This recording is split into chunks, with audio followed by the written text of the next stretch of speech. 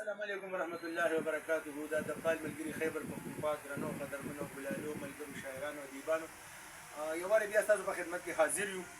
سخته ګرمي ده او د امن خپرندویه ټولنه چې هغه د دفتر دی او ورسره تاسو دا عملي د پال ملګري خیبر پښتونخوا دا یو د دمې ځای هم دی، د ګڼې ځای هم دی، د ملګرو د راتلو ځای هم دی. نو یو وارې بیا راغونډ شوي یو د قراندازۍ په سلسله کې او تاسو ته معلومه وي چې دا د پال ملګري خیبر پښتونخوا نهمه قراندازي ده. د دې نه وړاندې چې د نثر په قراندازۍ کې د محمد الیاس صاحب چې کوم دی نو د هغوی د افسانو مجموعه پردي حق چاپ شو په دغه سلسله کې. نو اوس راغلي یو وارې بیا د قراندازي مو تاسو لپاره راوړې ده او د ملګرو دغه نومونه دا پراته دي.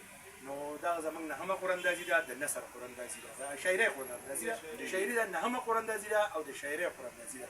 په دې کې موږ سره دغه ملګري شامل دي. کوم ملګري چې موږ ته نومونه راغلي دي هغه ټول موږ سره په دې کې شامل دي او دا خوشا 20 کسان دي یا 21 کسان دي. دغه ملګري دي موږ سره په دې دوران کې چې په دې قراندازۍ کې شامل دي.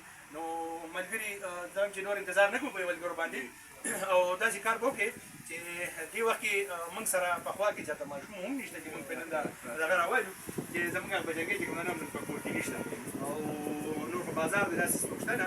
نو زما په خیال چې بس ملګري په دې کې راشي او دې نه یو نوم راوچت کړي. نو زما په خیال چې تاسو را نږدې شئ کیمرې ته لیکل سره چې ملګري ته نوم رالي چې هغه وګوري. هم بچه صاحب بسم الله کې بسم الله الرحمن الرحیم.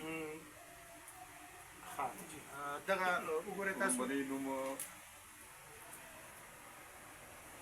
سره څوک دي؟ دا سهیل ساده دی.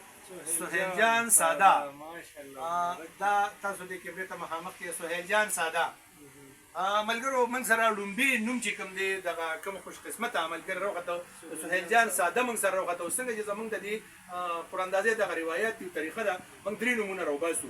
نو ورپسې به موږ بل نوم هم راوباسو که دغه ملګري ته څه مسله وي یا د مسودې تیاره نه وي یا دوی په موقع باندې نه وي بیا موږ بل ملګري ته دغه ځای ورکوو چې څوک دي موږ سره وګورئ تاسو. دویم ملګري نظر محمد نظر صاحب دویمه نامه موږ سره د نظر محمد نظر صاحب دویم نوم موږ سره د هغوی راووته نظر محمد نظر صاحب دی. او دریم دغه ته ته راواله کیمرې واله بس وګوره یو دغه نوم ته ته راواخله شاباس وګوره بچه صاحب څوک دي؟ دا دی سردار حسین کلیم. دریم نوم موږ سره د سردار حسین کلیم ملګري راووته. نو قدرمنو ملګرو د پالو ملګرو تاسو ټولو ته دي خصوصا سهیل جان ساده ته دي ډېر زیات مبارک وي، ډېر ته مبارک وي.